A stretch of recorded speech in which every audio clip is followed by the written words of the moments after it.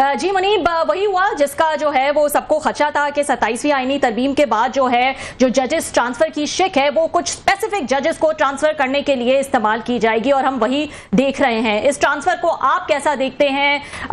ये एक पनिशमेंट के तौर पर आप इसको देख रहे हैं या इससे वाकई जुडिशरी जो निज़ाम है उसमें कोई मजबूती आएगी, कोई इंडिपेंडेंस आएगी? How do you see it?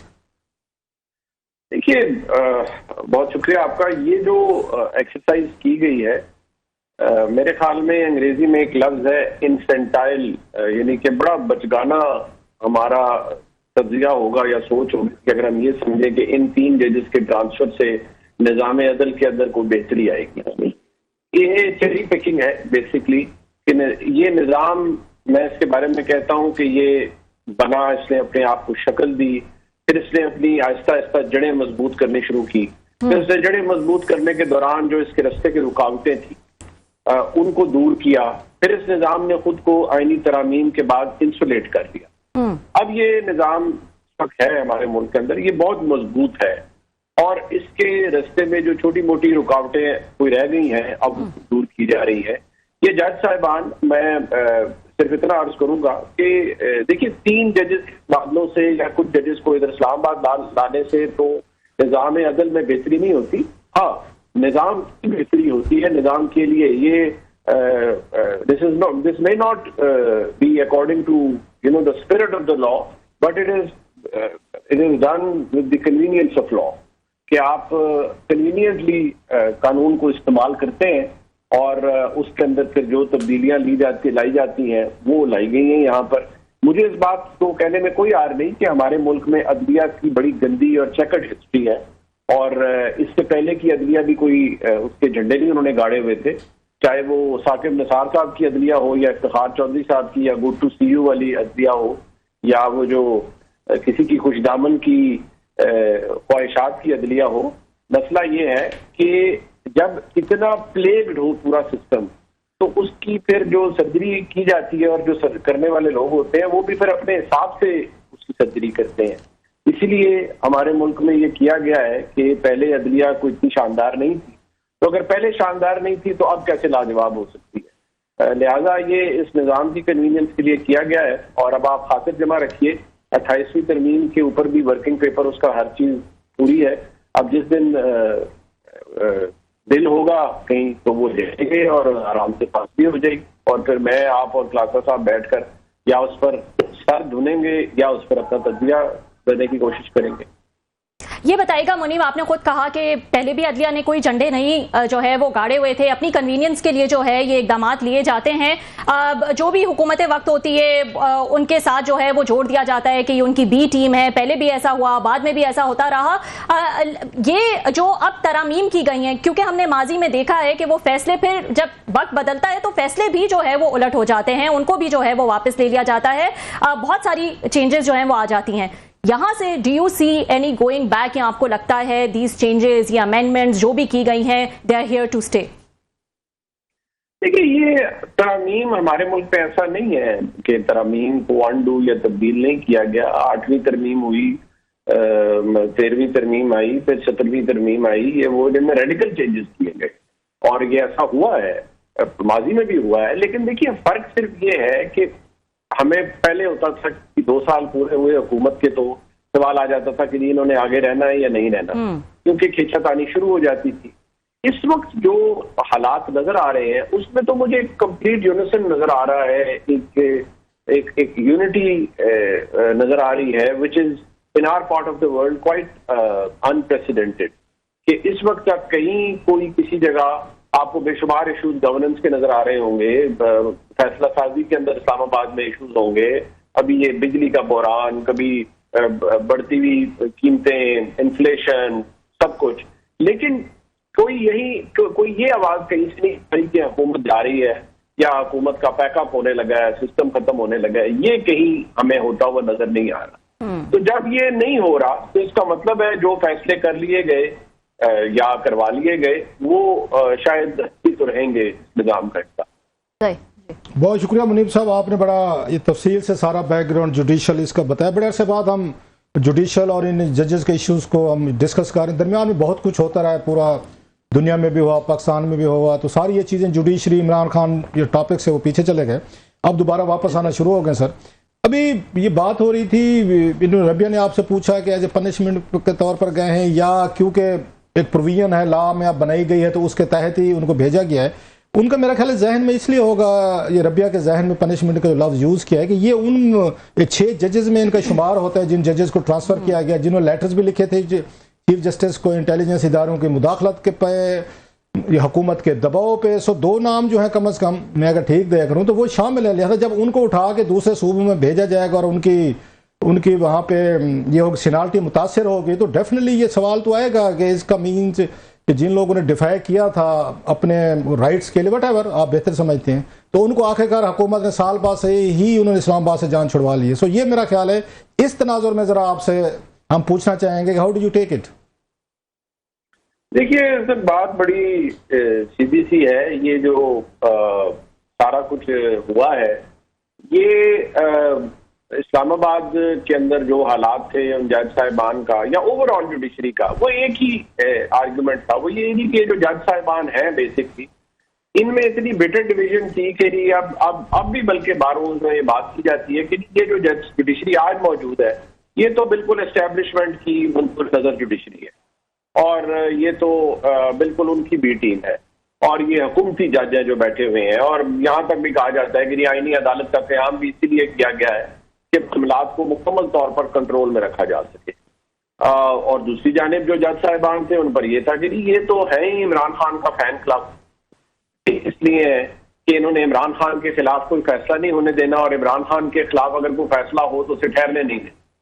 तो इन जजेस का भी कोई नहीं है। तो ये डिवीजन तो इतनी बिटर है कि आप और मैं इसमें क्या कर सकते हैं। मैं ये बात दोबारा अर्ज करूंगा कि ये किसी अदलिया की या किसी निज़ाम अदल की बेहतरी के लिए तो नहीं हुआ। ये तरमीम मुझसे, मैं क्योंकि कमजोर आदमी हूँ, आपकी तरह ताकतवर नहीं हूँ, लिहाजा मुझे डर के कहना पड़ता है कि ये तो अपने लिए किए गई चीजें है ना जी। और ये लिखा भी ऐसे ही जाएगा इस पूरे सिचुएशन में जो इस तारीख के अंदर भी कि ये काफी इशू स्पेसिफिक किस्म की तरमीम थी, इफ नॉट पर्सन स्पेसिफिक। बड़ा पहले तो वो क्या कहते हैं, आई फील पैम्पर्ड कि आपने मुझे इतने ताकतवर का मुझे आपने रुतबा दिया। Thank you very much sir. आज तक और किसी ने दिया, हमारे मुनीब भाई छोटे भाई ने दे दिया सर। अच्छा, कमिंग टू द सर, इसकी आपने जो अभी इसकी बात की है, मैं इसलिए कहता हूँ कि जुडिशरी वो ठीक है, माजी में हम भी बहुत सारी तनकीद करते रहे, लेकिन कम अज कम पाकिस्तान जैसे मुल्कों में ये मेरा हमेशा से रहा है। माजी में जो जुडिशल एक्टिविज्म था किसी हद तक मैं उसका सपोर्टर भी रहा हूँ, उसमें गलतियां भी थी, खामियां भी हम पॉइंट आउट करते रहे। लेकिन जिस मुल्क में आपकी पार्लियामेंट फंक्शनल ना हो, हुकूमत फंक्शनल ना हो, रेगुलेटरी आपके इदारे फंक्शनल ना हो, कोई किसी को जवाब देना समझता हो, वजीर आज़म शहबाज शरीफ साहब कम अज कम कोई साल होने वाला वो पार्लियामेंट में नहीं गए, आपकी पब्लिक अकाउंट्स कमेटी जो है वो उसका चेयरमैन जो है पिछले 1 साल से नहीं है, आपके यहाँ पे जितने वजीर हैं वो किसी के सामने अपने अकाउंटेबल नहीं समझते। अभी हमने दरख्तों की बर्बादी देखी है, पूरे इस्लामाबाद को एक यहाँ ग्रेड 20 के अफसर ने, चेयरमैन सीडीए ने पूरा का पूरा उन्हें जंगलात काट के रख दिए, मतलब उन्होंने उधेड़ के रख दिया। पार्क्स थे, ग्रीन बेल्ट थी, जंगल थे, दरख्त थे, कहीं से कोई मतलब जो भी था पहले कोई अदालत में कोई चला जाता था, अदालत में सुओ मोटो ले लेते थे, कोई रुक जाती थी चीज। अभी देख लें यहाँ पे सीटे ने पूरा आपका मार्गला रोड फिर उखाड़ के रख दिया है, लोगों ने एहतजाज किया, हमने किया, सब ने किया। दे डैम केयर, वो तो किसी का आगे अपने आप को जवाब दे नहीं समझते। मतलब सिविल सोसाइटी के पास और क्या ऑप्शन था कि वो जाके अदालतों की सपोर्ट ले। अदालतें जैसे आप कह रहे, हमारे पास पावर ही खत्म हो गई सुओ मोटो की। तो ये जो गैंगअप हुआ है सारे का सारा कि आप एक बुराई खत्म करते करते बकौल आपके जुडिशियल एक्टिविज्म हो रहा था, आपने उससे ज्यादा आपने पूरे का पूरा सिस्टम को वो कर दिया है। ना आपको वजीर आजम कहीं नजर आते हैं, ना वजीर दाखिला कहीं पार्लियामेंट में जाते हैं, ना दीगर वजीर हैं। तो फिर ये इस तरह तो मतलब हमारे जैसे लोगों के लिए तो बड़ी ह्यूज डिसअपॉइंटमेंट है कि फिर वो ठीक था वो जो आपका हो रहा था जुडिशियल आपका activism. And sorry for my long एक तकरीर सर, आई एम सॉरी। नहीं सर, वो आपका तज्जिया है और मैं उससे बिल्कुल एग्री करता हूँ। देखिए सर, अगर आप कॉन्सिक्वेंशलिज्म पर बिलीव करते हैं कि हमने जो हासिल करना है, रिजल्ट क्या है, रिजल्ट के लिए जो इख्तियार किया जाने वाला रास्ता है वो मटेरियल नहीं है, वो अहमियत नहीं रखता। रिजल्ट क्या है? रिजल्ट ये है कि निज़ाम को काबू में करना है। निज़ाम के अंदर जो इस तरह के जो एक मामलात थे जहाँ देखिए जो केस है ना पाकिस्तान के रियासत के इदारों का, वो ये इधर 9 मई होता है और इधर एक बंदे को गिरफ्तार किया जाता है, उथल पुथल करती है और आप उसे बुला के कह रहे हैं गुड टू सी यू, और फिर आप उसके बारे में ये सारा कुछ कर रहे हैं और उसके साथ आप जो सुप्रीम कोर्ट के चीफ जस्टिस का ये है कि आप आ गए हैं, आपकी तो गिरफ्तारी बिल्कुल गलत हुई, प्लान मुल्क तबाह तय हो गया और आप उसको पैम्पर करने पे लगे हुए, ये उनका ये वॉकअप है। उससे एग्री करना मेरा और आपका जरूरी नहीं है, लेकिन जब अप्रोच ये होगी तो फैन क्लब बैठ गया सारा, तो इनको तो फारिग करवाए ना, ये फैन क्लब की तो नहीं चलेगी यहाँ पर। तो बस फिर उस मिशन के अंदर देखिए वो एक बड़ा सीधी सी बात करते हैं कि भाई अगर हमारे इदारे के अंदर हमने अपने इदारे में फैन क्लब को टॉलरेट नहीं किया और हमने सिरे से आखिर तक क्लींजिंग कर दी है और जो जो जो जिस चीज में शामिल था, तो क्या बाकी सेक्रेट काउज है, इनके साथ क्यों ऐसा ना हो और इनको क्यों ना नहीं मुनीब, आपकी बात बिल्कुल ठीक है। जो हमारे जैसे लोग जो मतलब प्रो डेमोक्रेसी इन चीजों को देखते हैं, पॉलिटिकल एक्टिविज्म वाकई हमने देखा जुडिशरी ने बहुत ज्यादा जाके किया, इतने हद तक नहीं जाने चाहिए था। हम इश्यूज की बात कर रहे हैं, गवर्नेंस की बात कर रहे हैं। बहुत बड़े बड़े स्कैंडल थे जिसमें हुकूमत इन्वॉल्व थी, हुकूमत के बड़े इन्वॉल्व थे, इनके बिल्डर थे, ठेकेदार थे, लॉट ऑफ थिंग्स हम सब जानते हैं। मतलब कम से कम उन पे तो, क्योंकि बाकी इदारे तो नहीं करते, एफआईए नहीं कर रही, नैब, आपने नैब को टूथलेस कर दिया सर, उस पर आपने 50 करोड़ की कदम लगा के आपने कैसे सेटल कर, एफआईए को आपने खत्म कर दिया एक तरीके से, आपने रेगुलेटरी एससीसीपी के स्कैंडल हमने पिछले दिनों किए हैं, आपने खुद ही रेगुलेटर को लगाना है। चीनी का स्कैंडल आपके सामने आया सर, गंदम का स्कैंडल है, कहीं पे किसी पे कोई कार्रवाई, अदालतें कुछ ना कुछ तो करती थी। आपकी पार्लियामेंट में अगर वजीर आजम एक साल ना आ जाए, रोजाना कोरम का मसला होता है, वजीर नहीं आते, मेंबरान नहीं आते, कोई अफसरान नहीं आते, और फिर इसलिए कि आपने वहां तरमीमें करके पूरे का पूरा सब लोगों का मुंह बंद कर, मीडिया बात करे तो मीडिया को आप ये बंद कर दो, अदलिया करे उसको कर दो, एक्टिविस्ट करो उसको कर दो। तो ये कितनी देर तक आपका ख्याल है? मतलब दुनिया भर में हमने देखा इस तरह के मतलब स्टाइल से तो हुकूमतों के खिलाफ तो खासे मसाइल पैदा होते हैं। बाद में जो स्टीम होती है लोगों की इकट्ठी होती रहती है, अगर आप कहीं से भी गुरस्ता नहीं छोड़ते, किसी ना खुद अकाउंटेबल होते हैं ना किसी को होने देते हैं आपके कि हमें लोगों ने इलेक्ट किया है।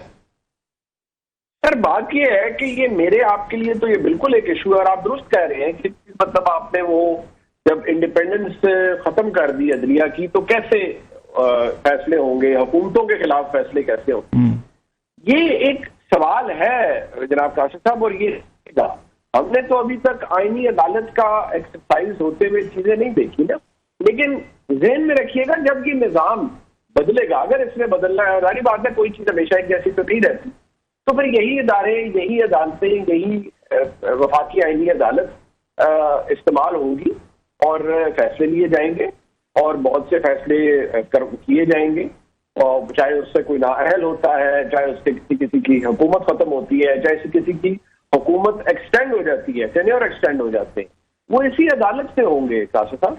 तो मुनीब ये बात आपकी दुरुस्त है।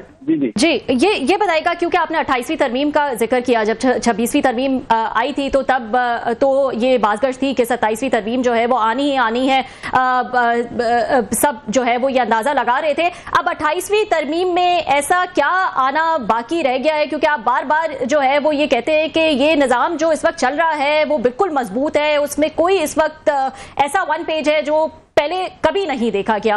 हम इंडिया के साथ जो कॉन्फ्लिक्ट हुआ उसमें जबरदस्त मिलिटरीली कामयाबी हमने देखी, डिप्लोमेटिक कामयाबी देखी, अनप्रेसिडेंटेड जो है वो हमने कामयाबी देखी। फिर अभी ईरान वॉर में जो हमने रोल प्ले किया, तो वाकई ऐसा लगता है कि वाकई जो है ये निहायत ही मजबूत है अगले कुछ सालों तक तो कम अज कम। तो फिर ऐसा क्या रह गया 28वीं तरमीम में आना बाकी? देखिए अनफिनिश्ड एजेंडास तो काफी रहते हैं ना जी, कुछ बहुत सी चीजें हैं।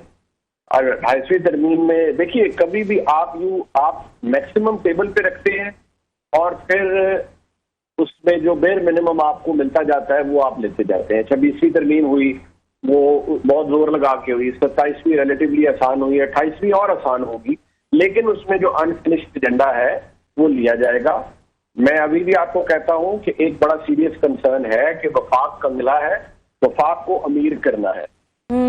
सूबों के पास बेशुमार वसाइल हैं और वफाक बिल्कुल फारग है, वफाक को तगड़ा करना है। और फिर इससे रिलेटेड और कुछ चीजें हैं, ये भी हो सकता है कि देखिए एक बात है ना कि वोटर की एज से मुतल्लिक कुछ चीजें की जाएं, ये सिर्फ फ्लोटिंग आइडियाज है।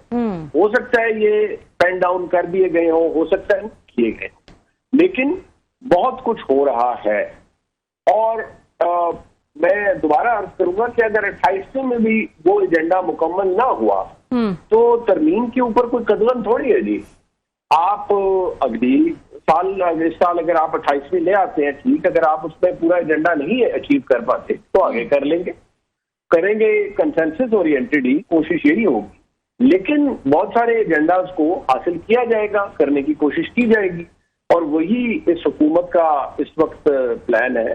आपने बात की कि सेंटर गरीब हो गया और इसको अमीर करने की जरूरत है। मुझे याद आ रहा है मिफ्ता इस्माइल साहब का बयान पिछले साल, उन्होंने कहा जनाब कि ये अरकान असम्बली जो है सबको मिला मिलू के 575 अरब रुपए के इनको तरक्याती फंड्स इनको दिए जाने हैं, जिसपे शाहिद खकान अब्बासी साहब जो खुद वजीर आजम रहे, उनका कहना था जनाब इसमें से 30% कमीशन खाया जाता है। मैं सबकी नहीं बात करता, अच्छे लोग भी होंगे जो नहीं लेते होंगे, लेकिन अगर 30% को अप्लाई करें 575 पे 160-65 अरब रुपया तो कमीशन में खाया जा रहा है। सिर्फ उनकी बात हो रही है, बाकी अफसरान को छोड़ दें, अभी उनका इसमें कमीशन नहीं आया। तो ये कितना सेंटर ने अमीर होना है सर? यहाँ तो जब उनके अपने अरकान असम्बली को 575 बिलियन दिया जाता है, जिसमें 165 या 160 अरब बकौल या फॉर्मर प्राइम मिनिस्टर को 30% कमीशन खाया जाता है, इन्होंने मजीद कितना इन्होंने अमीर होना है सर यहाँ पे इन गरीब लोगों ने? सर मैं अर्ज करता हूँ, वो ये कहते हैं जी कि हर साल वफाक जो है वो -3-4 हज़ार अरब से शुरू करता है, और बकौल वज़ीर आज़म के कि हम तो चाय भी कर्जे के पैसे पीते हैं। ये स्टेटमेंट है, ठीक है जी। वो कहते हैं हम मतलब ये वफाक की हालत हो जाती है आफ्टर डोलिंग आउट मनी, जो जहाँ जो नेसेसरी फंड डिस्ट्रीब्यूशन है और जो लोगों को जाना या और मुख्तलिफ एक्सपेंडिचर्स के अंदर, तो हमारे पास तो कुछ भी नहीं बचता। तो इसके लिए एक बड़ा कंसर्न है जी कि इसको रिवर्स करना है, उसी के लिए ये सब कुछ करने की तैयारी हो रही है। लास्ट क्वेश्चन सर, आपसे बड़ी लंबी हमें हमेशा बात करके बड़ा मजा आता है सर। इमरान खान साहब का साफ जरे हालात इंटरनेशनल नेशनल ऐसे हुए कि खान साहब बिल्कुल खबरों से गायब हो गए। अब भी उनके सिंगल कॉलमी, मतलब मैं अखबार में रहा हूँ डान और न्यूज में, तो मैं उसको उस तरह ट्रीट करूंगा। अब फ्रंट पेज की बजाय वो सिंगल कॉलम बैक पे आ गए हैं खान साहब जो हैं, तो इस उनको कैसे देखते हैं सर? अब तो उनकी खबर ही नहीं बनती, उनका इलाज हो, ट्रीटमेंट हो, एहतजाज हो, मिलना मिलाने के, अब तो मिलने की बात ही खत्म हो गई सर। कुछ तकरीबन 6 महीने में लास्ट टाइम शायद अक्टूबर में कोई मुलाकात हुई थी शायद। सर क्या हुआ सर? मेरे ख्याल में अब एजेंडा के ऊपर प्रायोरिटी के अंदर नहीं रहे। अच्छा। और उनके बारे में फिलहाल तो एक वो लॉस्ट कॉज टाइप चीज है जो चल रही है जी, और वो एजेंडा के ऊपर फिलहाल नहीं रहे। और मुझे बदकिस्मती ये है कि मुझे कोई तब्दीली नजर नहीं आ रही।